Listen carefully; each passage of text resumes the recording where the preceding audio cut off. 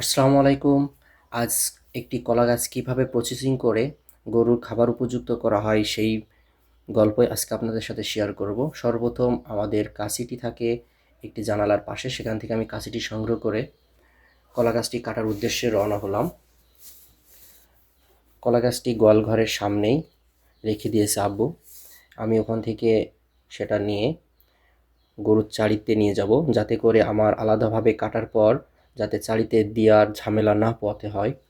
এজন্য সর্বপ্রথম আমি গাছটি বেশ একটা ভারী নয়, কিন্তু এটা আসলে অনেক পিচ্ছিল টাইপের হয়, যার কারণে টেনে নিয়ে যাওয়াটাই কঠিন। আমি একটি মাছ বরাবর রাখবো, যাতে করে 2-3টা গরু একসাথে খেতে পারে।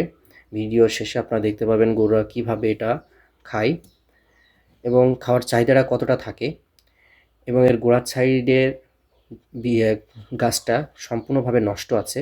আমি এটা সুন্দরভাবে কেটে বাদ দিয়ে দিব, যাতে অনেকগুলো খাবার নষ্ট না হয়ে যায়, কারণ এগুলো থাকলে গরু সম্পূর্ণভাবে খাবে না। এবং এটা কেটে এই ময়লাগুলো আমি সর্বপ্রথম ফেলাই দিব, কারণ এটা খুবই আসলে গন্ধযুক্ত হয়ে যায়। কারণ কলা গাছ তো রেখে দিলে একটু যেটা রেখে দেওয়া হয় সেটা আসলে নষ্ট হয়ে যায়, সেটা আপনারা অনেকে জানেন। কলা গাছ কাটার পর মাছ বরাবর যে থোড়টা আছে, এই থোড়টা আমি এভাবে রেখে দেওয়ার কারণ হলো এই থোড়টা আমরা পরবর্তীতে রান্না করে খাবো। এটা খাওয়ার আসলে এত সুন্দর টেস্ট, যারা খেয়েছে একমাত্র তারাই বলতে পারবে যে এর স্বাদ অতুলনীয়। একটা নেন্দের কাজ শেষ হয়ে গেলে, অর্থাৎ একটা চাড়ির কাজ শেষ হয়ে গেলে আরেকটা গরু যাতে খেতে পারে, তার জন্য আরেকটা চাড়িতে নিয়ে যাওয়া। আমাদের গোয়ালঘরের অবস্থা খুবই দুর্বিষহ, আসলে বলার কোনো ভাষা নেই। এভাবে আসলে গরু পোষাটাও অনেক কষ্টসাধ্য, কিন্তু কিছু করার নেই।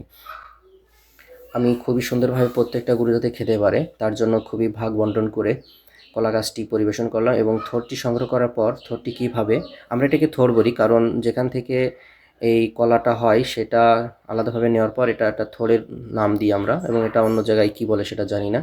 এটা রান্না করে খাওয়ার পর আসলে এতে অত্যধিক পরিমাণ পুষ্টি। আমাদের এছাড়াও যে বিচেলি আমরা দিয়ে থাকি, বিচেলির পর্ব আসি, কারণ আমাদের বিচেলি প্রায় শেষের দিকে, ধান লাগানো হয়েছে 1 মাস হয়ে গেল। তার আগে মনে হয় বিচেলি শেষ হয়ে যাবে, ধান ওঠার আগেই। আমাদের যে গরু আছে এই গরুতে প্রায় 40, 50, 60 তাড়ি করে বিচেলি লাগে। আজ কলা গাছ দিয়েছি, যার কারণে 40 তাড়ি বিচেলি দিলেই ইনশাল্লাহ হয়ে যাবে।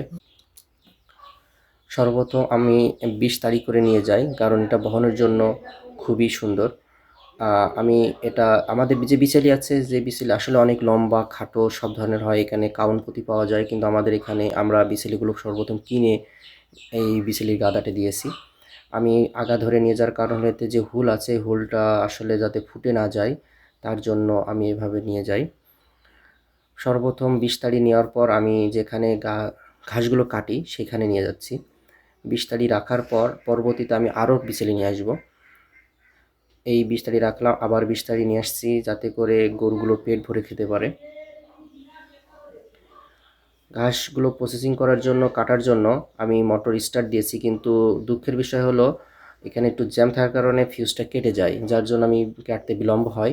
আব্বুর সাথে গরুগুলো গোয়াল ঘরে উঠাই দিচ্ছি। যে কলা গাছগুলো দিয়েছিলাম সেই কলা গাছটা এখন খাবে। এবং এইতে আসলে এই কলা গাছে অনেক পরিমাণ পুষ্টি আছে, কিন্তু এই কলা গাছে পানি বেশি থাকার কারণে গরুগুলো অনেক বেশি প্রস্রাব করে, কিন্তু কিছু করার নাই। এতে অনেক পুষ্টি হয়। দ্বিতীয়ত হলো যে বিচেলি যে দাম, সেই দামের সাশ্রয় হয়, এটাই আর কি।